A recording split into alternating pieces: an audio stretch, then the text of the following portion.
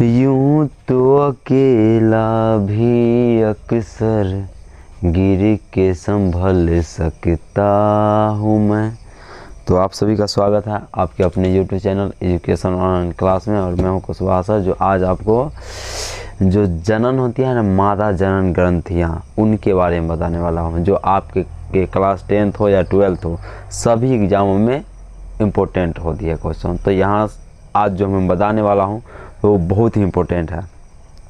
तो आज के क्लास के बाद आपको मादा जनन ग्रंथियाँ में कोई भी प्रॉब्लम नहीं हो सकता, इस बात की गारंटी है। इसलिए वीडियो को लास्ट तक देखिएगा कि बच्चे का जन्म कैसे होता है, उसके बारे में भी देखेंगे।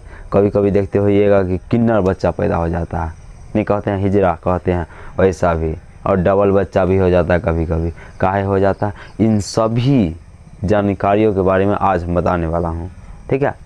तो देखते हैं कि जनन ग्रंथियाँ क्या होती है। जितने भी इसमें इम्पोर्टेंट टॉपिक होगी वो आज क्लियर हो जाएगी। आपके 5 नंबर फिक्स रहेगा, इस बात की गारंटी है। तो वीडियो को लास्ट तक देखे, अंत तक देखना ही पड़ेगा। जब तो बीच में स्क्रिप्ट करिएगा समझ में नहीं आएगा, ठीक है।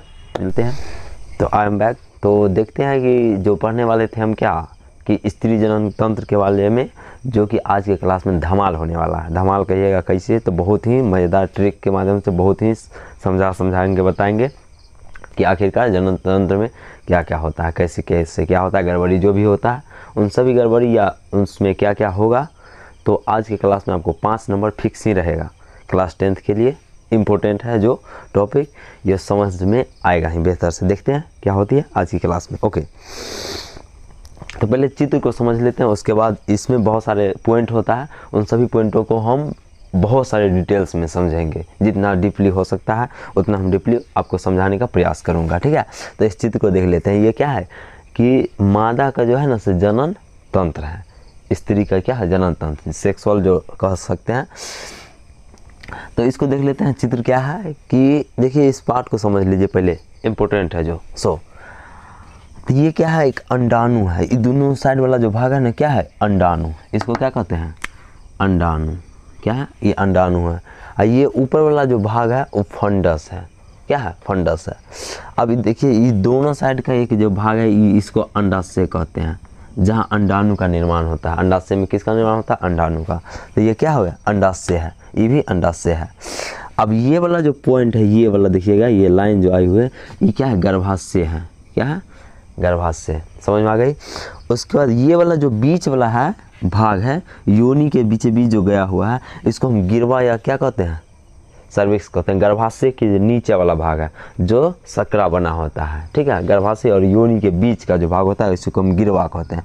गर्भाशय और योनि के जो बीच है, इन भाग को क्या कहते हैं, गिरवा या सर्विक्स कहते हैं। ओके, अब ये क्या है, योनि है। यह क्या है, योनि है, जो मांसल से बना होता है। अब ये क्या है कि गर्भाशय गुहा है। ये क्या है, गर्भाशय गुहा, जहाँ क्या होता है, बच्चे जो होता है, जो बच्चा यहीं में रहता है। जैसे इसको समझ लीजिए, एक और पॉइंट है यहाँ पे समझने वाली बात, कि यहाँ पे ही क्या रहता है, बच्चा रहता है। देखिए, जैसे ही एगो बच्चा हम बना देते हैं, नाक मुँह, ओ सॉरी, मान लीजिए नाक मुँह बन गया, ये बच्चा हो गया। क्या है, ये बच्चा है। अब देखिए, एक बात इम्पोर्टेंट है समझना, कि कभी कभी क्या हो जाता है कि देखिएगा, इस स्त्रियों में ना एस्ट्रोजन हार्मोन पाया जाता है। स्त्रियों में कौन सा हार्मोन, एस्ट्रोजन, एस्ट्रोजन, और प्रोजेस्टेरॉन और रिलैक्सिन। हाँ, रिलैक्सिन हार्मोन क्या होता है, ये 3 प्रकार की हार्मोन जो होती है ना, से स्त्रियों में पाया जाता है। तो इन सभी का कार्य देखेंगे कि क्या क्या हो सकती है, एस्ट्रोजन का, प्रोजेस्टेरॉन का और रिलैक्सिन हार्मोन का। तो इसको देख लेते हैं कि जो एस्ट्रोजन जो हार्मोन होता है, एस्ट्रोजन, सॉरी, एस्ट्रोजन ना, एस्ट्रोजन। अभी ये जो एस्ट्रोजन जो हार्मोन है, यही एस्ट्रोजन हार्मोन के कारण क्या होता है कि जो स्त्रियां होती हैं पुरुषों के प्रति आकर्षित हो जाती है। उनकी आवाज़ें जो होती है बहुत मधुर मधुर लगती है। क्यों, आवाज़ कहते हैं सुरीला है तुम्हारी आवाज़, कहते हैं ना, यही कारण, ये जो हार्मोन है एस्ट्रोजन, इसी कारण। और लड़की लोग जो क्या होता है, आकर्षक हो जाती है किसी पुरुष के प्रति या लड़का के प्रति, यही हार्मोन के कारण है। अगर ये नहीं रहेगा तो क्या होगा, आकर्षक नहीं होगा, तो आकर्षक नहीं होगा तो क्या होगा, समाज का क्या होगा, आगे बढ़ेगा ही। ठीक है, उसके बाद देखते हैं कि ये हो क्या हो, उसके बाद प्रोजेस्टेरोन हार्मोन पाया जाता है। प्रोजेस्टेरोन जो ये जो भ्रूण जो है उसका प्रोटेक्ट करता है, प्रोटेक्ट मतलब सुरक्षा करता है, प्रोजेस्टेरोन हार्मोन। ये प्रोजेस्टेरोन हार्मोन के कारण ही जो भ्रूण जो होता है मादा के गर्भाशय में, तो उसका क्या करता है, वो प्रोटेक्ट करता है। प्रोजेस्टेरोन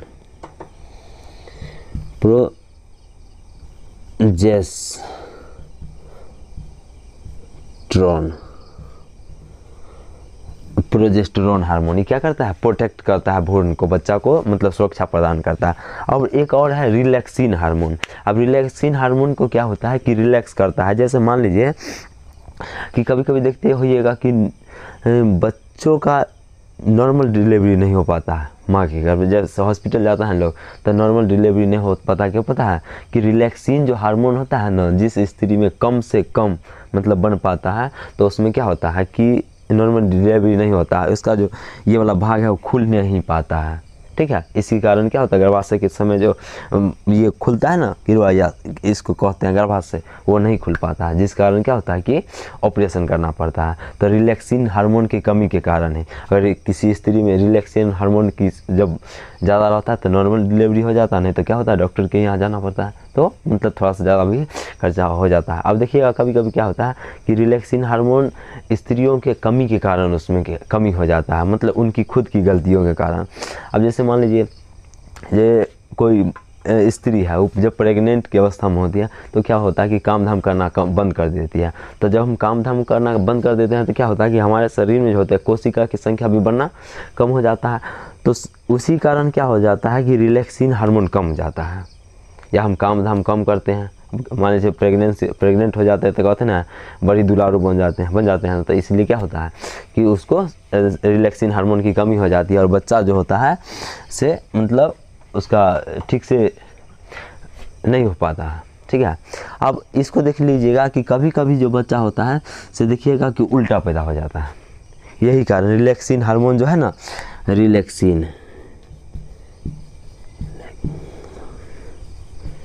रिलैक्सिन हार्मोन की कमी के कारण ही क्या हो जाता है, कभी कभी बच्चा उल्टा पैदा हो जाता है। तो जैसे देखिएगा बच्चा का कि ये रहता है, पैर जो होता है से पहले निकलता है, ये वाला भाग जो है से क्या होता है पहले निकलता है। लेकिन कभी कभी क्या होता है कि रिलैक्सिन हार्मोन के कारण जो होता है से बच्चा टर्न नहीं ले पाता, टर्न ले लेता है। जब टर्न ले लेता है तो क्या होता है कि उसका जो है से सर जो है आगे वाला भाग है वो पहले आ जाता है, इधर टर्न ले लेता है। तो क्या करता है, हम क्या करते हैं कि उल्टा कहते हैं, जब वैसे बच्चे का जन्म होता है तो क्या होता है, कहते हैं उल्टा बच्चा पैदा लिया। गांव घर में उसका मतलब इलाज भी कर देता है, इलाज टाइप का, कि किसी को कुछ पेट दर्द कर रहा है, कुछ कर रहा है, तो उसका कहता है कि उसे पैर से लात लगवा लो, ठीक हो जाएगा। तो मतलब ये एक प्रकार का इलाज का भी प्रयोग कर लेता है। तो इसी सभी कारण क्या होता है, गड़बड़ी के कारण होता है। और एक बात ये समझने वाली बात है कि जो प्रेगनेंसी की जो मतलब होती है, तो वो पीरियड होता है 28 दिनों का, जो अब जानते भी होइएगा, नहीं जानते हैं तो इसको देख लीजिएगा तो समझ में आ जाएगा कि 28 दिन का जो पीरियड होता है, तो फर्स्ट वीक यानी कि मान लीजिए 7 दिन का, फिर 7 दिन और फिर 7 दिन, यानी कि 7 चौक 28 दिन, 28 दिन का जो पीरियड होता है। तो ये फर्स्ट वीक में जो होता है ना, अंडाशय से जो अंडाणु निकलती है, तो क्या होता है, तो फर्स्ट वीक वाले में जो होता है, जब मतलब हम निषेचन की क्रिया करने के उपरांत भी क्या हो सकता है कि वो बच्चे का जन्म नहीं हो सकता है। सेक्स के माध्यम से भी हम अगर करते हैं तो उसके बाद भी भ्रूण का निर्माण नहीं हो सकता है, क्योंकि वो परिपक्व मैच्योर नहीं होता है।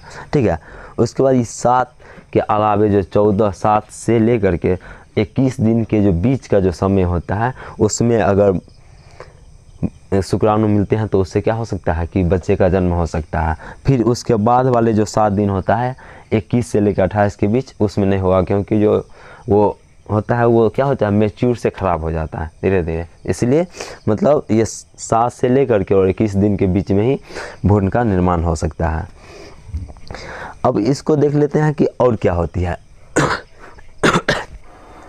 कभी कभी क्या होता है कि ये अंडाणु से जो है ना एक अंडाणु निकलता है। अब बहुत सारे क्या होता है कि पुरुषों से जब शुक्राणु मिलता है तो क्या होता है कि एक अंडाणु निकलने से, क्योंकि हमारे शरीर में तो कितना कम से कम एक पुरुष को 7 ml कम से कम क्या चाहिए, स्पर्म चाहिए, अप्रॉक्स 7 ml। उसके बाद में क्या हो, बच्चे का जन्म हो सकता है।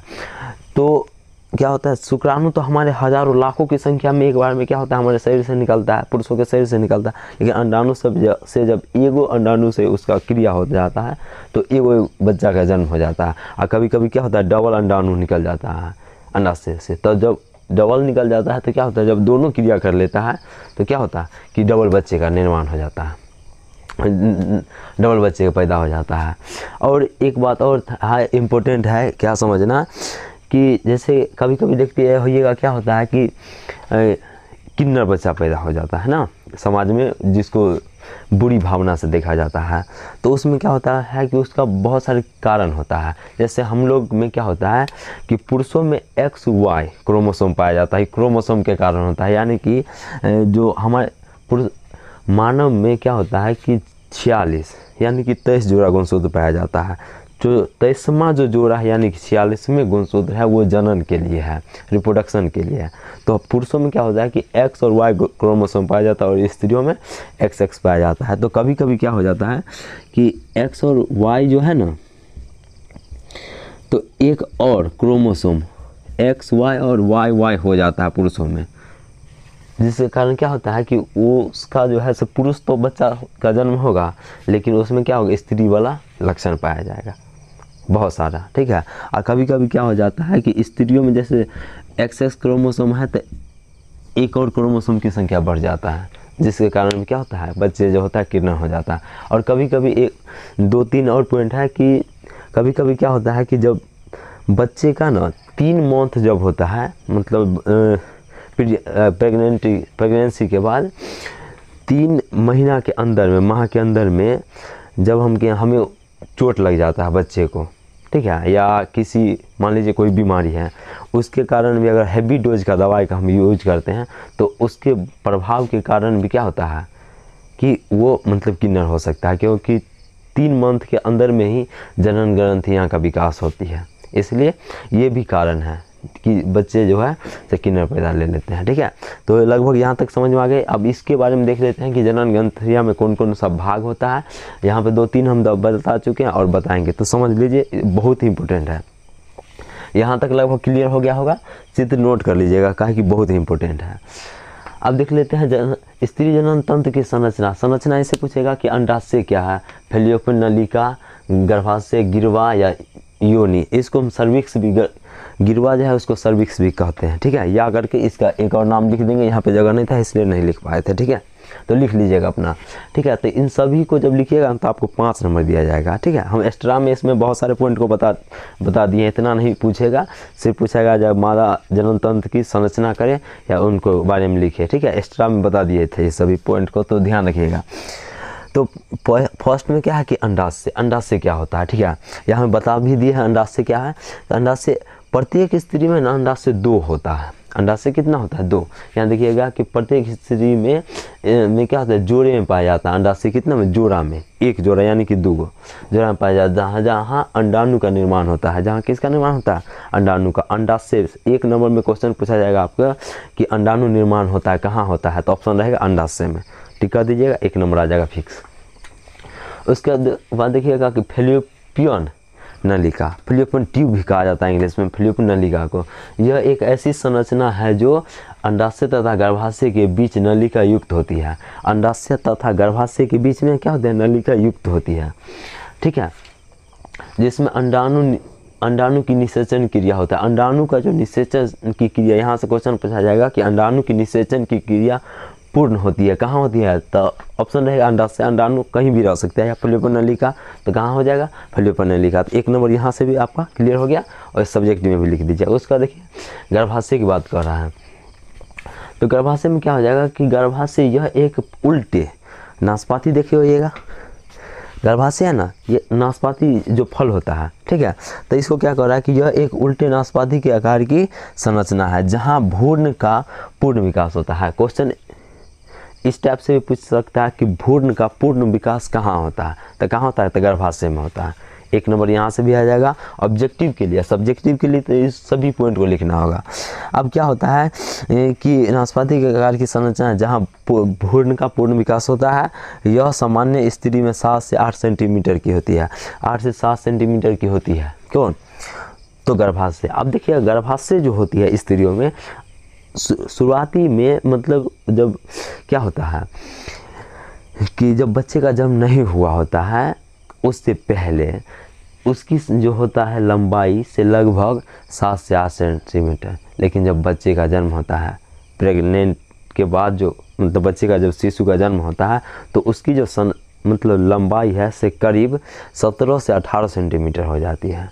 और फिर क्या होगा कि जब बच्चे का जन्म हो जाएगा तो धीरे धीरे वो कम हो करके उस समय बच्चे का जन्म के समय ही उतना होता है 17 से 18 सेंटीमीटर। फिर बच्चे का जन्म कंप्लीट तो धीरे धीरे वो छोटा हो जाएगा। किंतु क्या होता है कि जब उतना छोटा नहीं हो पाता, 7 से 8 सेंटीमीटर का नहीं होगा, थोड़ा सा वो बड़ा हो जाता है क्योंकि वो नमर जाता है, ठीक है, लचक जाता है। ठीक है, यहाँ तक क्लियर हो गया। तो इसको लिख लीजिए। उसके बाद 1-2 पॉइंट और बच गया है आपका कि गिरवा या सर्विक्स जिसको कहते हैं और योनि, तो इन दोनों पॉइंट को देखेंगे। यहाँ तक इसको लिख लीजिए। इसको साफ करते हैं फिर आगे बढ़ेंगे।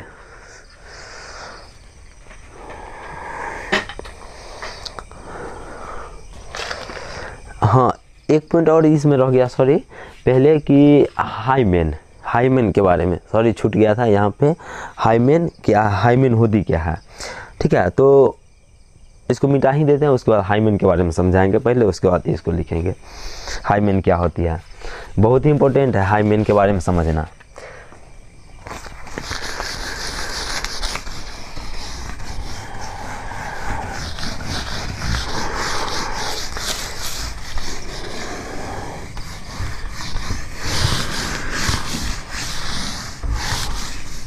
तो पहले हम हाइमेन के बारे में समझ लेते हैं कि हाइमेन क्या होता है। उसके बाद इसके जो भी पॉइंट बच गया उन सभी पॉइंट को हम क्लियर कर देंगे, ठीक है। तो हाइमेन देखिए यहाँ पे एक होता है, क्या पता है, इस टाइप का रहता है जो कि बहुत ही पतला होता है, बहुत पतला। एक कागज होता है ना इतना पतला, उतना ही पतला होता है। इसको हाइमेन कहा जाता है। क्या कहते हैं, हाइमेन, हाइमेन कहते हैं। क्या कहते हैं, हाइमेन कहते हैं। तो हाइमेन देखिए, हाइमेन क्या होती है, सो जैसे हाइमेन जो होती है से करीब बहुत ही पतला होता है और वो जो होता है से मतलब 12 से 13 वर्ष की आयु तक ही मतलब रह पाता है। क्योंकि जब स्त्रियां जो होती हैं काम करना स्टार्ट कर देती है कोई भी काम, तो क्या होता है कि ऊपर नीचे जैसे मान लीजिए कोनो काम करती है, घास उठा रही, बोझा उठा रही है, या छत पे जा रही है, या बाल्टी उठा रही है, या कोई न काम कर रही है, तो क्या होता है कि उस काम की वजह से हाइमेन टूट जाता है, ठीक है। या पहली बार जब सेक्स मतलब हम करते हैं उस समय भी क्या होता है, अगर बच्चा भी हुआ है तो वो हाइमेन उसी समय टूट जाता है। तो क्या कहते हैं कि मतलब वो अभी के दौर में उसको गलत साबित किया जाता है कि मतलब हाइमेन टूटा हुआ है, यानी कि मतलब स्त्री खराब है, इस टाइप के। तो उसके लिए क्या करना होगा, बहुत समय पहले जाना होगा। क्योंकि जब बाल विवाह होता था उस समय होता था हाइमेन बचा होगा, क्योंकि 12-13 साल की उम्र में तो बाल विवाह में होता था, ईसा मसीह के जन्म से पहले। उसके बाद तो नहीं होता। इसलिए क्या है कि उस मतलब भावना से उसको नहीं देखना है, सिर्फ हाइमेन जो होती है उसको समझ लेना है कि वो 12 से 13 वर्ष के बाद ऑटोमेटिक ही टूट जाता है। क्योंकि अभी जो है, अभी में समाज में क्या है, लगभग 20-22 वर्ष की आयु में ही शादी ब्याह होता है, इसलिए तो अभी तक तो बच नहीं सकता है, ठीक है। तो ऑटोमेटिक टूट जाता है, ऐसा कुछ बात नहीं है कि वो मतलब गलत के कारण ही टूटता है। तो इसके लिए इस बात को ध्यान नहीं देना है। फिर चलते हैं अगला पॉइंट पे। क्या था अगला पॉइंट बचा हुआ, तो आपका अगला पॉइंट बचा हुआ था गिरवा, या जिसको सर्विक्स कहा जाता है। तो इसको देख लेते हैं। क्या नंबर होगा जी, 4 नंबर ना।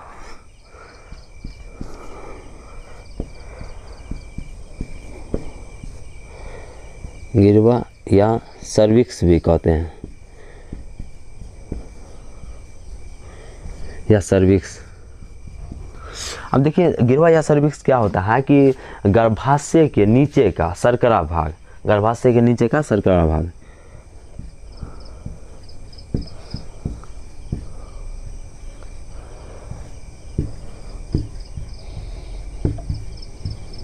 नीचे का,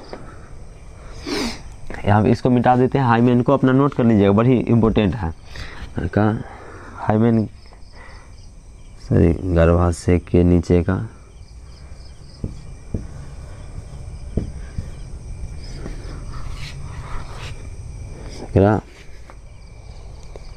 भाग जो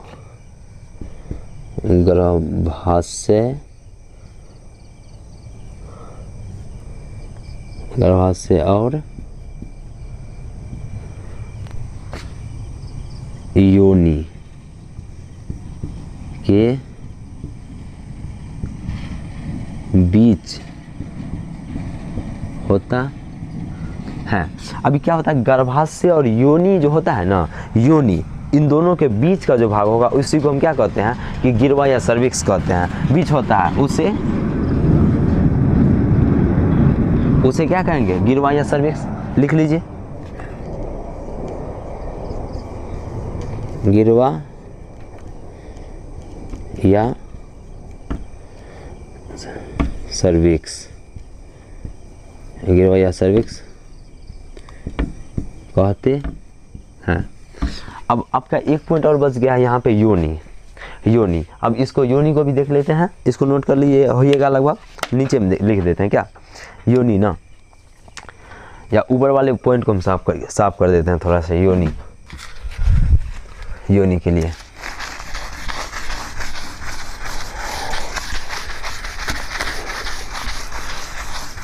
योनि वाला भाग इसको भी साफ कर देते हैं क्या, इसको भी जब तक तो नोट हो गया होगा लगभग, आपका क्लियर हो जाएगा यहाँ से। तो तब तक क्या करिएगा कि जब समझ में आ जाएगा बहुत बढ़िया से, तो क्या करिएगा, लाइक कर दीजिएगा, कमेंट कर दीजिएगा, और भी जो मर्जी होगा कर दीजिएगा, कोई दिक्कत नहीं है।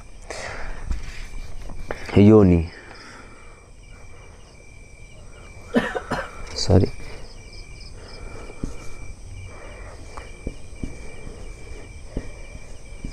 योनि, इसको तब तक नोट करिए, योनि।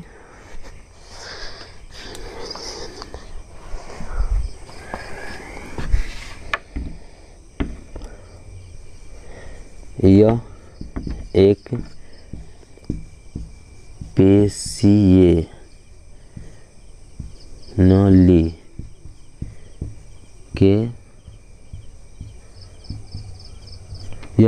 नली के समान क्या है, संरचना है,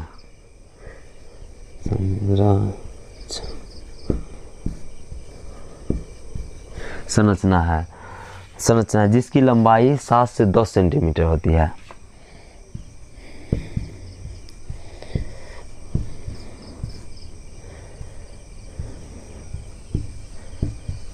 लंबाई 7 से 10 सेंटीमीटर होती है। यह इसकी जो लंबाई होती है किसकी, योनि की 7 से 10 सेंटीमीटर की होती है। इसका लंबाई कितना होगा, 7 से 10 सेंटीमीटर। और यह क्या हो जाएगा, और यह पेशीय उत्तक से, यानी कि मांसपेशीय उत्तक होता है ना, यह पेशीय उत्तक से बने। और इसमें लिख देंगे कि यह पेशीय उत्तक से बनी होती, यह किससे बनी होती है, पेशीय उत्तक से बनी होती है। और इसमें जो होता है इसे फैलने योग्य होता है। योनि को क्या होता है कि फैलता है, ठीक है। तो इसमें हम इस पॉइंट को भी नोट कर देंगे कि इसका जो गुण होता है इसे फैलने योग्य होता है, या ये फैलने वाली होती है। यह फैलने वाली